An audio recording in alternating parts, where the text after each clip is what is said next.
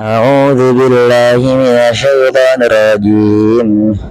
يعتذرون إليكم إذا رجعتم إليهم قل لا تعتذروا لن نؤمن لكم قد نبأنا الله من أخباركم وسيرى الله عملكم ورسوله ثم تردون إلى عالم الغيب والشهادة فينبئكم بما كنتم تعملون فيحلفون بالله لكم إذا انقلبتم إليهم لتعرضوا عنهم فأعرضوا عنهم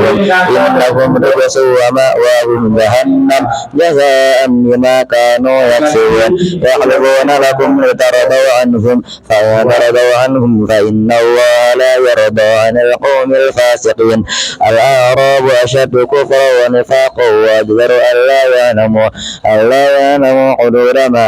أنزل الله على رسوله والله عليم حكيم ومن الأعراب من يتخذ ما ينفق مغرما ويتربص بهم الدوائر عليهم دائرة السوء والله سميع عليم ومن الأعراب من يؤمن بالله واليوم الآخر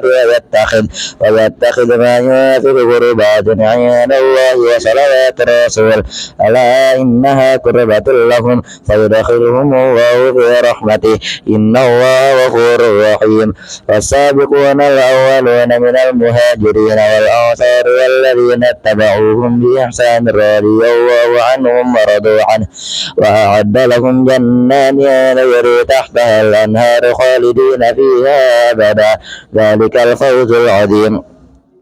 وممن حولكم من الأعراب منافقون ومن أهل المدينة مرضوا على النفاق لا تعلمهم نحن نعلمهم سنعذبهم مرتين ثم يردون إلى عذاب عظيم وآخرون اعترفوا بذنوبهم